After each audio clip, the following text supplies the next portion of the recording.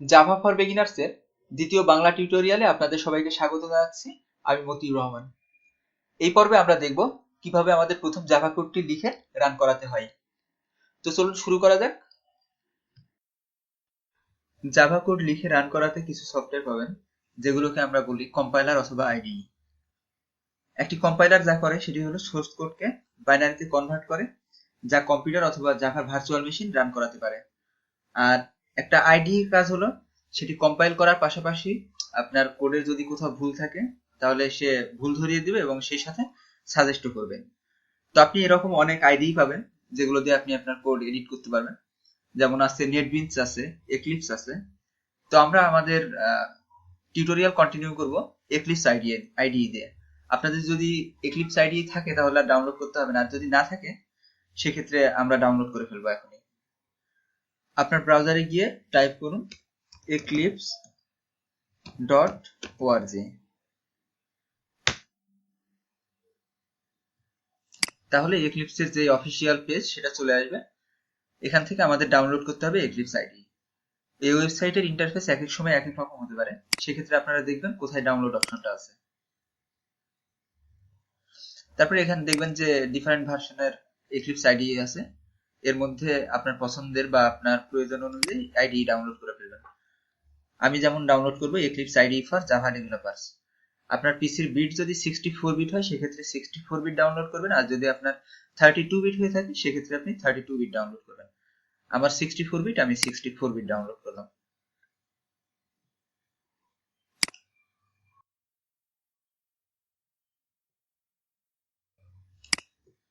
Download শেষ হলে আপনার ডাউনলোড ফোল্ডারে যাবেন। সেখানে দেখবেন যে একটি জিপ ফাইল আছে। জিপ ফাইলটিকে আনজিপ করতে হবে। এই জিপ ফাইলটিকে আনজিপ করে ফেলি। আনজিপ হয়ে গেলে আনজিপ ফোল্ডারের মধ্যে ঢুকবো। এক্লিপস আইডি পোর্টেবল, এটাকে ইনস্টল করার কোনো ঝামেলা নেই। আমাদের যে আইকনটা পাচ্ছি আমরা, এক্লিপস লেখা আইকনটি, প্রতিবার আমাদের জাভা কোড লেখার সময় আমাদের এই আইকনটিতে যাওয়ার দরকার পড়বে। এটাকে আমরা চাইলে শর্টকাট করে আমরা ডেস্কটপে রাখতে পারি অথবা টাস্কবারের সাথে পিন করে দিতে পারি। আমি টাস্কবারের সাথে পিন করে দিলাম। এরপরে আমি এক্লিপস আইডিটা ওপেন করব। এখন আমাদের ওয়ার্কস্পেস সিলেক্ট করতে হবে। ওয়ার্কস্পেস হচ্ছে আমরা কোথায় আমাদের কোডগুলো রাখতে চাই, কম্পিউটারে যে ফোল্ডার বা যে ড্রাইভটিতে রাখতে চাই, ব্রাউজ করে সেটা দেখিয়ে দিতে হবে। ডিফল্ট অবস্থায় যেটা আছে আমি সেটাকে রেখে দিলাম। ফার্স্ট টাইম যদি আপনি এক্লিপস আইডিটি ওপেন করেন সেক্ষেত্রে আপনার একটা ওয়েলকাম পেজ পাবেন। ওয়েলকাম পেজটি কেটে দিলে আপনি এরকম ইন্টারফেসের আমাদের যে মূল আইডি সেটি পেয়ে যাবেন। তো আমাদের প্রথম জাভা কোডটি লেখার জন্য আমাদের একটি প্রজেক্ট ক্রিয়েট করতে হবে। প্রজেক্ট ক্রিয়েট করতে পারবো আমরা ফাইল থেকে। ফাইল, নিউ, এরপরে জাভা প্রজেক্ট। আপনি আপনার পছন্দ মতো প্রজেক্টের নাম দিবেন। আমি দিলাম ফার্স্ট প্রজেক্ট, তারপরে ফিনিশ। এরপরে আমাদের যেটা দরকার হবে তা হলো এই সোর্স থেকে আমাদের একটি ক্লাস ক্রিয়েট করতে হবে। আবারও রাইট ক্লিক করে আমরা নিউ থেকে ক্লাস ক্রিয়েট করে ফেলি। ক্লাসের নাম দিলাম ফার্স্ট ক্লাস। একটা ব্যাপার মাথায় রাখতে হবে, তা হলো ক্লাসের নাম অলওয়েজ আমরা ক্যাপিটাল লেটার দিয়ে শুরু করবো, এটাই স্ট্যান্ডার্ড। বড় বড় ডেভেলপাররা ক্লাসের নামটি প্রথমে ক্যাপিটাল লেটার দিয়ে শুরু করে। আর এখানে একটি অপশন আছে পাবলিক স্ট্যাটিক ভয়েড মেইন, এটাকে আমরা চেক ইন করে দিলাম। এর মানে হচ্ছে আইডির কিছু বিশেষ সুবিধা আছে, তার মধ্যে অন্যতম হলো যে আমাদের কোড লেখাকে অনেক সহজ করে দেয় এবং সেই সাথে আমাদের কিছু ডিফল্ট কোড লিখতে হয় যেগুলো, সেগুলো তারা নিজেরাই লিখে দেয়। তো আমি এটা চেক ইন করে দিলাম। এই লাইনটা আমাকে লিখতেই হতো, এটা সে লিখে নিচ্ছে নিজে নিজেই। তারপরে আমরা ফিনিশ বাটনে ক্লিক করব। আচ্ছা, এ হলো আমাদের মূল কোড। এখানে প্রথমে আছে হচ্ছে ক্লাস, ফার্স্ট ক্লাস, এটা হলো আমাদের ক্লাস। প্রতিটা জাভা প্রোগ্রামের একটি ক্লাস থাকবে এবং একটি মেথড থাকবে। এখানে ফার্স্ট ক্লাসটা হলো ক্লাস নেম এবং মেথডটা হলো মেইনটা হলো মেথড। আমাদের জাভা প্রোগ্রাম সবসময় মেইন মেথড থেকে রান করা শুরু করবে। আর নিচে আমরা যে লাইনটা দেখতেছি এটা হলো কমেন্টস। আমাদের এরকম দরকার হতে পারে যে আমরা কোড লেখার সময় অনেক সময় দরকার পড়তে পারে যে আমার পরবর্তীতে আমি যখন কোডটা ইউজ করবো তখন আমার মনে নাও থাকতে পারে আমি ওই এক্সাক্ট লাইনটাতে কি করেছিলাম। সেক্ষেত্রে আমরা কমেন্ট লিখে আমি নিজের বোঝার জন্য আমি কমেন্ট করে দিতে পারবো যে এই লাইনটাতে আমি এটা করেছি। আর কমেন্ট করার মানে হলো আইডি কখনোই ওই লাইনটি এক্সিকিউট করবে না। তো আমরা চাই আমাদের প্রথম প্রোগ্রামটি কিছু একটা প্রিন্ট করবে। তো প্রিন্ট করার জন্য আমাদের যেটা করতে হবে সেটা হলো আমাদের টাইপ করতে হবে সিস্টেম